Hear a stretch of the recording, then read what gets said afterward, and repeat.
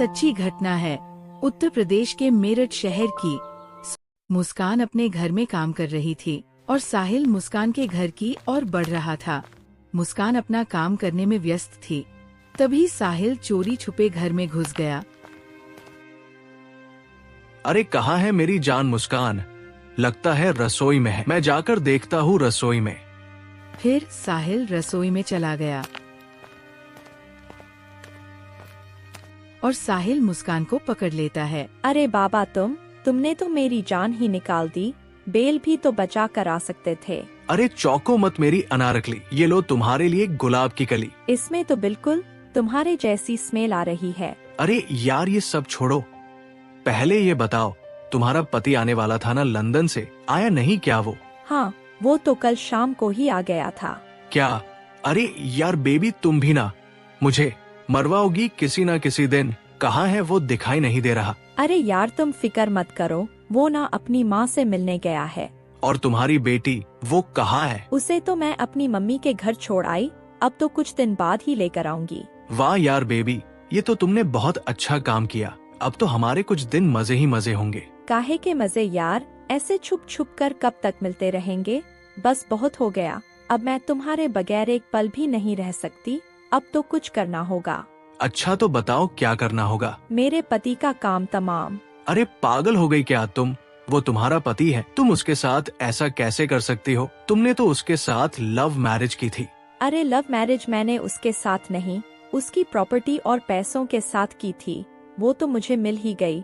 प्यार तो मैं तुमसे करती हूँ, मुझे तो सिर्फ तुम चाहिए। अगर तुमने मुझे छोड़ने की बात की ना, मम्मी कसम जान से मार दूंगी। अरे नहीं छोड़ूंगा बाबा, सच्ची। अच्छा तुम एक काम करो साहिल, तुम बाजार जाकर बेहोशी की दवा ले आओ।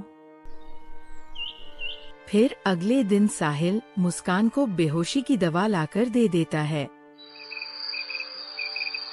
फिर रात हो जाती है। साहिल घर के दरवाजे पर दस्तक देता है और मुस्कान घर का दरवाजा खोलती है। अरे कहाँ है वो? उस दवा से बेहोश तो हो गया था ना? अरे हाँ हो गया, चलो। फिर वे दोनों सौरभ के पास जाते हैं। ये लो बेबी खंजर, कर दो एक ही झटके में इसका काम तमाम। फिर मुस्कान साहिल से खंजर लेती है और सौरभ को मार देती है और दोनों उसे घसीट कर ले जाते हैं।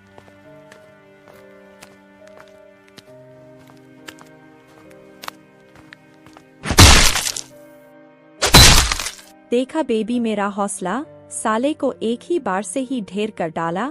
अब हम दोनों के रास्ते का कांटा नहीं बनेगा, हमने तो इसे जड़ से उखाड़ फेंक दिया। फिर साहिल सौरभ के 15 टुकड़े कर देता है। साला हम दोनों को एक होने से रोक रहा था, हमने तो तुझे ही रोक दिया, अब रोक कर दिखा। बेबी अब हम एक अच्छी लाइफ जिएंगे, ना रहेगा बांस ना बजेगी बांसुरी। हाँ बेबी तुम सही कह रहे हो, पर अब इन 15 टुकड़ों का करना क्या है? अरे करना क्या है, मैंने तुम्हें पहले ही बताया था। बाजार से सीमेंट लाकर इसे ड्राम में पैक कर देंगे, किसी को कानो कान भी खबर नहीं होगी। तो चलो फिर। फिर दोनों बाजार से सीमेंट लाकर उसे ड्राम में पैक कर देते हैं। वैसे डार्लिंग ये सीमेंट वाला आइडिया तेरा अच्छा था, किसी को स्मेल भी नहीं आएगी। हाँ अच्छा था, तभी तो बताया था। अब तुम इसे ऊपर तक पूरा पैक कर दो। फिर साहिल मुस्कान के कहने पर उस ड्राम को ऊपर तक पैक कर देता है। शुक्रिया भाई, कितना अच्छा है यार तू, जो तूने मेरे प्यार के लिए अपनी कुर्बानी दे दी। मुझे तलाक दे दिया होता तो तेरी जान बच जाती, तू इस तरह ड्राम में पैक नहीं पड़ा होता। हाँ बड़ा आया प्यार करने वाला, देख लिया प्यार का अंजाम कैसा होता है। चलो बेबी अब हम सुबह होने का इंतजार करते हैं। जैसे ही सुबह हुई हम कुछ दिनों के लिए बाहर घूमने चलेंगे, तब तक यहाँ का मामला ठंडा हो जाएगा। हाँ बेबी सही कह रहे हो। फिर सुबह हो जाती है, वे दोनों तैयार होकर घूमने जा रहे थे। बेबी हम सबसे पहले कहाँ घूमने चलेंगे? हम पहले तो मंसूरी की हसीन वादियों में घूमेंगे, उसके बाद चलेंगे गोवा। ठीक है बेबी, जैसा तुम चाहो। तुमने वो कैब तो बुक की थी ना? हाँ हाँ वो बाहर ही खड़ा है, बुला लिया मैंने उसे। चलो तो फिर। फिर वे दोनों निकल जाते हैं घूमने मंसूरी की हसीन वादियों में।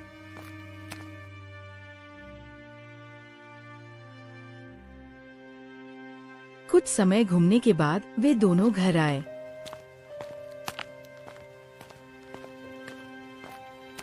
अरे यार, मुझे तो घर वापस आते ही टेंशन शुरू हो गई, कहीं हम पकड़े तो ना जाएं। बेबी तुम बिल्कुल ही टेंशन मत लो, मैं हूँ ना, देखो मैं क्या करती हूँ। फिर मुस्कान अपनी माँ को फोन लगाती है और दूसरी तरफ उसकी माँ फोन उठाती है। हेलो मम्मी, गुड्डी के पापा को मार दिया उन लोगों ने। क्या कह रही है बेटा तू?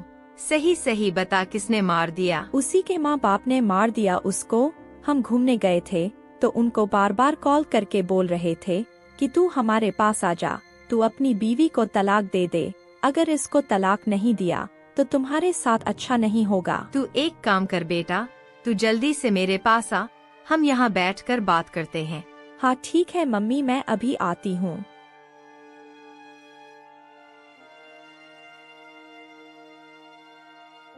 वाह यार, क्या मस्त एक्टिंग कर लेती हो तुम। हाँ यार, एक्टिंग का शौक तो बचपन से ही है। चलो छोड़ो, अब मुझे मम्मी के घर जाना पड़ेगा, तभी कुछ बात बनेगी। हाँ ठीक है बेबी, सब संभाल लेना। अरे यार, इतना कुछ संभाल लिया, अब तो बचा ही क्या है। नो टेंशन बेबी, मैं सब कुछ संभाल लूंगी। फिर मुस्कान अपनी माँ के घर चली जाती है। बेटा, मुझे तुम्हारी मनगढ़ंत बातों से यही लग रहा है कि दामाद जी का कत्ल तूने किया है। जो कुछ बात है मुझे साफ साफ बता दे, वरना तेरे लिए ठीक नहीं होगा। फिर मुस्कान रोने लगी। मुझे माफ कर दो पिताजी, मुझसे बहुत बड़ी गलती हो गई। मैंने और साहिल ने मिलकर गुड्डी के पापा की जान ले ली और उसके 15 टुकड़े करके हमने ड्राम में पैक कर दिया। ये बात सुनकर मुस्कान के माँ बाप चौंक जाते हैं। क्या? और ये साहिल कौन है? साहिल मेरा बॉयफ्रेंड है पिताजी, और उसके बारे में गुड्डी के पापा को भी पता चल गया था, तब उन्होंने मुझ पर बहुत गुस्सा किया। अरे तुझे बिल्कुल भी शर्म नहीं आई? तू बाहर लोगों के साथ अफेयर रखती है। क्या कमी रह गई थी मेरे प्यार में? क्या कुछ नहीं किया मैंने तुम्हारे लिए? मैंने तुम्हारे प्यार के लिए अपने माँ बाप को छोड़ दिया और तू यह गुल खिला रही है। सोच, कल को अपनी बेटी बड़ी होगी तो तेरी इस हरकत का उस पर क्या असर होगा। तब तो मैंने उनसे माफी भी मांग ली थी कि मैं आगे से ऐसी गलती कभी नहीं करूंगी, और उन्होंने मुझे माफ भी कर दिया था। पर पिताजी, मैं और साहिल एक दूसरे से बहुत प्यार करते हैं, इसलिए मैंने और साहिल ने मिलकर प्लान बनाया कि हम उसे रास्ते से हटा देंगे। अरे कलमुई, तूने अपने हाथों से अपने पति को मार दिया। तू औरत नहीं, औरत के नाम पे कलंक है। कलंक, तुझे औरत कहलाने का कोई हक नहीं है। अरे वह तो तेरी पसंद का लड़का था, लव मैरिज की थी तूने उसके साथ, अब उसमें क्या कमी आ गई जो तूने उसे मार दिया? अगर उसके साथ रहना ही नहीं था तो तू उसे तलाक दे देती, उस बेचारे को मारने की क्या जरूरत थी? मुझे तो शर्म आती है तुझे अपनी बेटी बोलते हुए। चल थाने, तुझे तेरे किए की सजा जरूर दिलवाऊंगा। चल थाने तू। नहीं पिताजी, मुझे थाने नहीं जाना, मुझे माफ कर दो, आगे से ऐसी गलती नहीं होगी। बेटा, तुझे सजा तो मिलकर ही रहेगी, ताकि कोई भी लड़की ऐसी गलती ना करे। फिर उसके पिताजी उसे थाने ले जाते हैं। ये सच्ची घटना है। उत्तर प्रदेश के मेरठ शहर की सौरभ की बेटी का जन्मदिन होता है तो वो लंदन से अपने घर आता है और वह अपने घर के दरवाजे पर दस्तक देता है। फिर सौरभ की बीबी घर का दरवाजा खोलती है। अरे सौरभ, आ गए तुम? अरे आता कैसे नहीं, आज मेरी बेटी का जन्मदिन जो है, कहाँ है मेरी लाडली बेटी? फिर सौरभ अपनी बेटी के पास जाता है। अरे कैसी है बेटा तू? ठीक हूँ पापा मैं। आज मेरी बेटी का जन्मदिन है ना, इसलिए मैं तुम्हारे लिए बहुत सारा सामान लेके आया हूँ। सच में पापा? हाँ हाँ बेटा, सच में। अरे आप बाप बेटी बातें बाद में करना, आप इतनी दूर से ट्रेवलिंग करके आए हो, थक गए होंगे, मैं आपके लिए पानी लेकर आती हूँ। और बेटा, तुम्हारी पढ़ाई कैसी चल रही है? अच्छी चल रही है पापा। जब मुस्कान पानी लेने रसोई में आती है तब अपने प्रेमी साहिल को फोन लगाती है। पहले ना साहिल को फोन कर देती हूँ, उसे बता देती हूँ मेरा पति घर आ गया है। अरे मुस्कान का फोन। हाँ बेबी बोलो। अरे बोलना क्या है, वो ना मेरा पति घर आ गया है तो तो तुम वो बेहोशी वाली दवा जल्द से जल्द मेरे घर के बाहर दे जाओ। जैसे ही मौका मिलेगा हम इसका काम तमाम कर देंगे। बस बेबी अभी 2 मिनट में लेकर आया। हाँ हाँ ठीक है ठीक है। बेटा खाना खा लिया तुमने? हाँ पापा, मैंने खाना खा लिया। फोन काटकर मुस्कान अपने पति को पानी देने जाती है। ये लीजिए पानी, आप पानी पीकर हाथ मुंह धो लीजिए, तब तक मैं आपके लिए खाना लगा देती हूँ। हाँ ठीक है। सौरभ पानी पीकर हाथ मुंह धोने चले जाता है। तभी मुस्कान घर के बाहर चली जाती है अपने प्रेमी साहिल को देखने। अरे कहाँ रह गया, आया नहीं अभी तक। मुस्कान को इंतजार करते थोड़ी देर हुई थी, तभी उसका प्रेमी साहिल आ जाता है। लो बेबी ले आया। अरे कहाँ रह गए थे तुम? पता है कब से इंतजार कर रही हूँ तुम्हारा, कितना समय लगा दिया तुमने। अरे यार क्या बताऊं, कोई वैद्य बेहोशी की दवा देने के लिए तैयार ही नहीं था। बड़ी मुश्किल से बहानेबाजी करके लेके आया हूँ। हाँ ठीक है, मैं तुम्हें जैसे ही फोन करूँ तुम तुरंत आ जाना। हाँ मैं आ जाऊंगा, तुम फिक्र मत करो, मैं यही आसपास हूँ, तो तुम अपना काम करो जाके। हाँ। फिर मुस्कान घर के अंदर चली गई और इन दोनों को बात करते हुए इनका पड़ोसी देख लेता है। सौरभ को कितनी बार बोल दिया कि तुम्हारी बीवी किसी अनजान लड़के से मिलती है, और आज तो इस लड़के ने पता नहीं इसे क्या दिया है, ध्यान ही नहीं देता सौरभ। फिर मुस्कान खाने में नशे की दवा मिलाने लगती है। अरे यार इतनी कम दवा से उस दिन की तरह अगर यह बेहोश नहीं हुआ,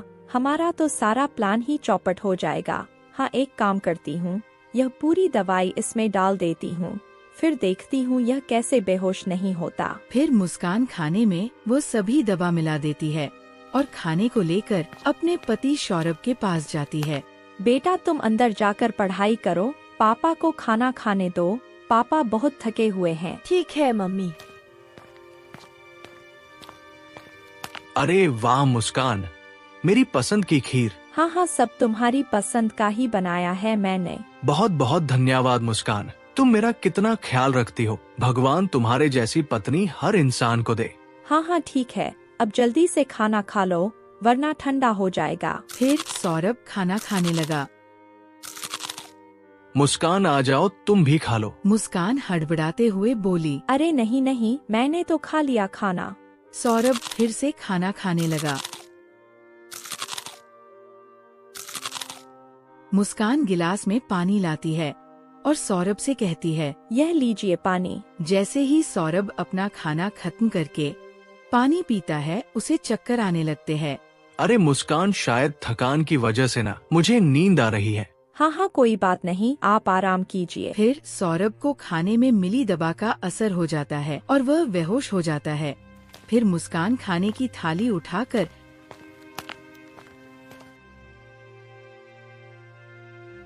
रसोई में आ जाती है और कहती है, लो सौरभ तो हो गया बेहोश, अब जल्दी से ना साहिल को फोन करके बुला लेती हूँ। हेलो साहिल। हो गया काम? हाँ हो गया, तुम जल्दी से आ जाओ। अभी आया। आ जाओ जल्दी से।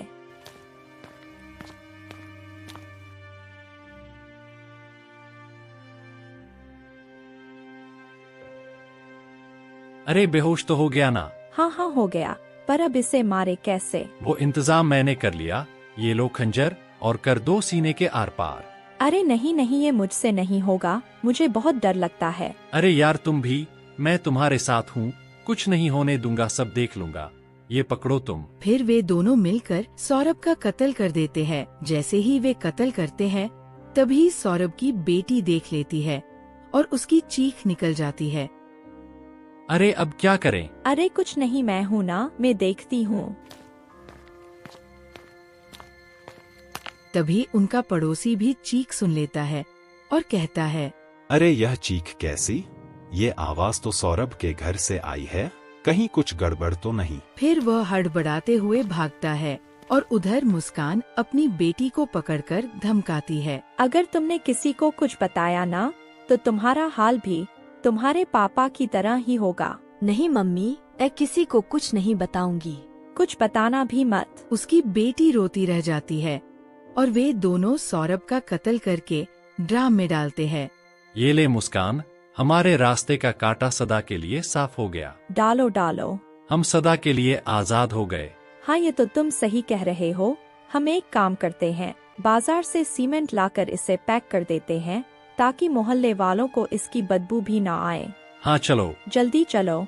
फिर वे दोनों बाजार से सीमेंट लाकर सौरभ को ड्राम में पैक कर देते हैं और उसकी बेटी अपने पापा की ऐसी हालत देखकर रोती रहती है। लेकर दिया साले का काम तमाम, पूरे 15 टुकड़े करके इसमें पैक कर दिया, किसी को कुछ बनक भी नहीं लगेगी। हाँ सही है, अब हम चलेंगे घूमने। फिर वहाँ पर पुलिस आ जाती है। घूमने नहीं, तुम जाओगे सीधा जेल में। अरे पुलिस! अरे साहब, हमने क्या किया है, हम क्यों जाएंगे जेल? अच्छा तो बहुत भोले बन रहे हो। तुम्हारा पति सौरभ कहाँ है? साहब मुझे क्या पता, कहीं बाहर ही गया होगा। बाहर गया है तो तुम्हारे चेहरे पर खून के धब्बे कहाँ से आए? साहब वो तो ये। कुछ नहीं सर, वो पेंट गिर गया था। अरे पुलिस अंकल, मैं बताती हूँ आपको मेरे पापा कहाँ गए। इन्होंने ना मेरे पापा के टुकड़े करके इस ड्राम में पैक कर दिया। क्या? इसका मतलब तुम्हारा शक बिल्कुल सही था और तुम दोनों को तो मैं छोड़ूंगा नहीं, फांसी के फंदे पर लटका के ही मानूंगा। फिर साहिल भागने लगता है। तभी उसको पुलिस पकड़कर थाने ले जाती है और मुस्कान को भी। तो दोस्तों कहानी कैसी लगी? तो दोस्तों ये सच्ची कहानी कैसी लगी कमेंट में जरूर बताना। अगर पसंद आए तो वीडियो को लाइक करें और चैनल को सब्सक्राइब करें। ऐसी ही मस्त कहानी